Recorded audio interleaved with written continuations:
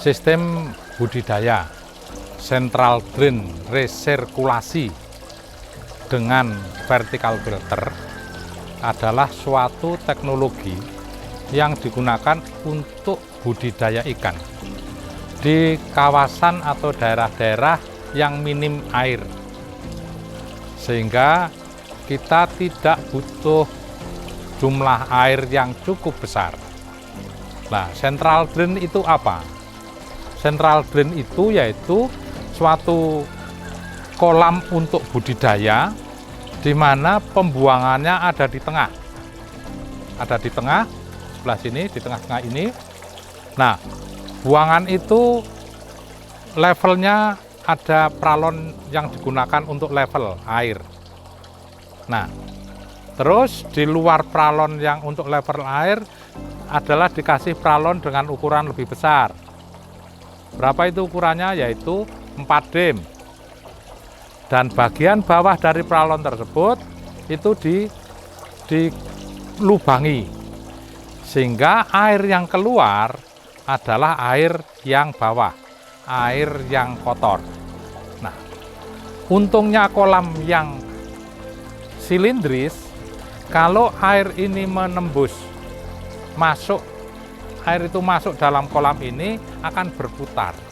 Kalau berputar itu ada daya yang namanya daya sentrifugal, yaitu sarah-sarah kotoran dibawa memusat ke dasar di bagian tengah. Itu pentingnya, maka bagian bawah dari central drain adalah kerucut, sehingga kotoran memusat ada di kerucut.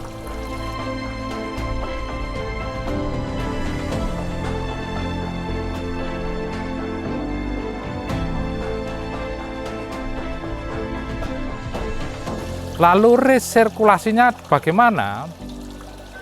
Ada satu kolam di sana, ada kolam pengendapan. Setelah pengendapan nanti dipompa seperti ini, dipompa kembali. Ketinggiannya sama antara kolam saringan dengan kolam budidaya. Penghubungnya di mana? Semua penghubungnya 4 kolam ini ada di bawah. Dari ujung kerucut diterima di kolam penyaring. Nah, di sini ini air masuknya dari bawah. Karena ini ketinggiannya sama, air punya hukum bejana berhubungan, sehingga ketinggian air kalau diputar ini selalu sama. Nah, ini maka hanya untuk mengantar atau memindahkan air dari air yang sudah disaring ke kolam budidaya hanya membutuhkan pompa yang kecil, yaitu pompa yang cukup mendorong dari saringan, lalu kolam aerasi, terus didorong ke kolam budidaya, sehingga tidak membutuhkan daya yang besar. Itu yang resirkulasi. Nah, terus bagaimana supaya kualitasnya bagus? Yaitu ada yang namanya vertical filter. Mengapa vertical filter? Karena dengan vertical filter itu adalah ketinggian dari air itu sudah sama dan hanya membutuhkan lahan yang sempit. Ukurannya berapa untuk vertical filternya? Yaitu bisnya 0,5 meter. Air dari bak-bak budidaya ini masuk di bak penyaringan dari bawah dan naik ke atas. Karena bejana berhubungan, air akan sama ketinggiannya. Di kerucut tempat bak penyaringan, itulah air masuk. Maka kotoran ada di situ. Dan air akan menuju ke atas. Yang pertama disaring oleh ijuk. Secara fisik disaring oleh ijuk.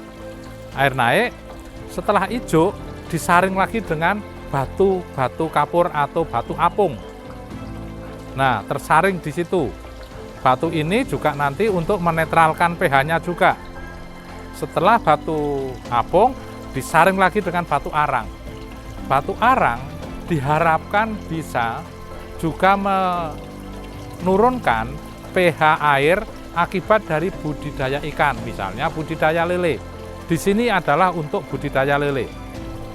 Sehingga kondisi keasaman pH-nya yang banyak karena amoniaknya banyak, dengan sistem resirkulasi, maka di situ nanti bisa dinetralisir dengan adanya arang. Nah, setelah arang apa? Setelah arang disaring lagi dengan spon, saringan fisik, sehingga yang di atas spon ini sudah menjadi air yang tersaring dengan baik.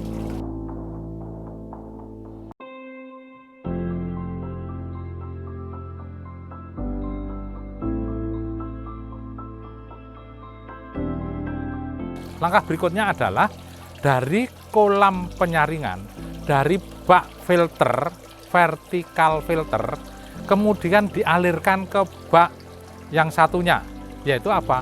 Bak aerasi. Nah, air masuk di dalam bak aerasi, di situ di dalam bak aerasi dikasih blower, dikasih aerator, supaya terjadi pengkayaan oksigen.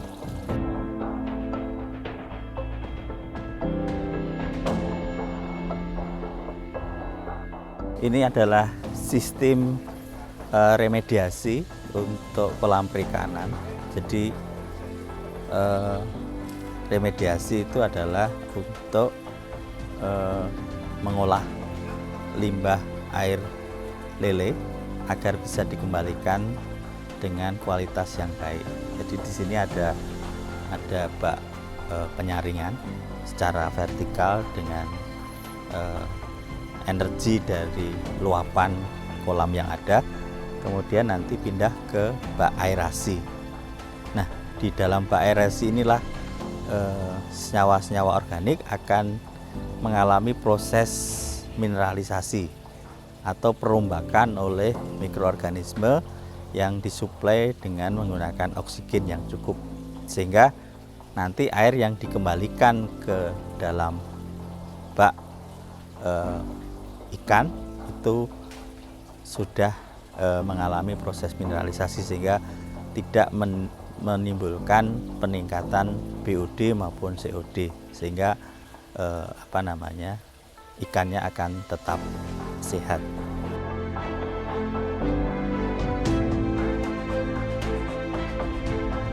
Baru setelah pengkayaan oksigen, air dipompa ke bak-bak 1, 2, 3, 4 di dalam bak budidaya. Sehingga dengan teknologi ini, satu, air tersaring, kotoran-kotoran tersaring, lalu diperkaya dengan oksigen dengan adanya blower. Nah, kapan melakukan aerasi, kapan melakukan penyaringan, kita lihat situasi. Pada waktu awal budidaya, itu penyaringan terus dilakukan, mungkin sehari 2 kali. Kapan itu? Yaitu sebelum mengkasih pakan. Kalau ngasih pakannya 2 kali sehari, 1 jam belum dikasih pakan, diputar dulu, diputar airnya 1 jam. Harapannya bagaimana? Harapannya semua air 4 kolam ini 1 jam itu sudah terganti, sudah terputar. Nah, sehingga sudah bersih, kasih makan bagus.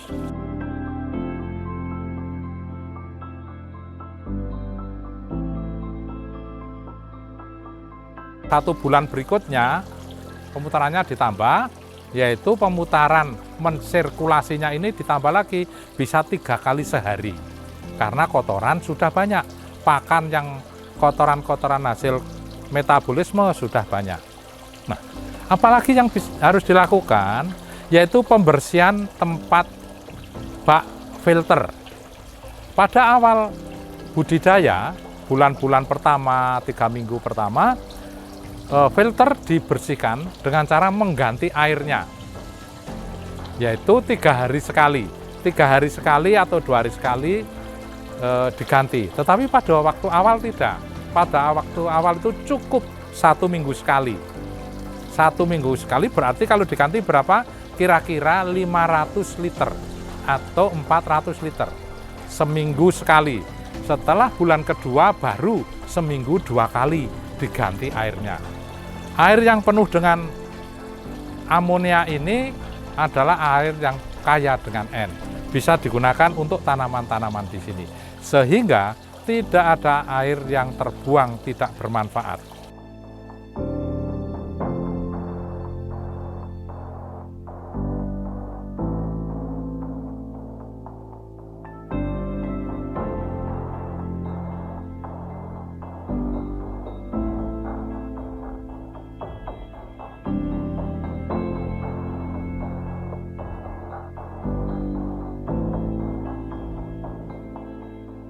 Teknologi ini bisa digunakan di daerah-daerah yang minim air, misalnya di daerah pegunungan, Gunung Kidul dan lainnya, atau di kota-kota yang lahannya sempit. Sehingga konstruksi susunan kolam ini tidak harus panjang seperti ini. Ada yang berjejer, ada yang L, tergantung kondisi ruangannya.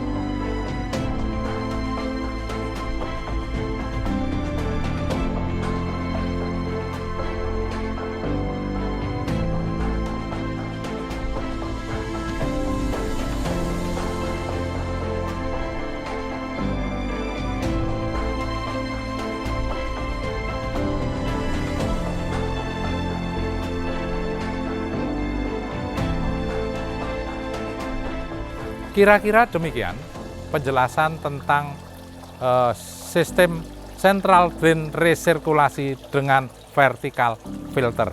Terima kasih, selamat mencoba.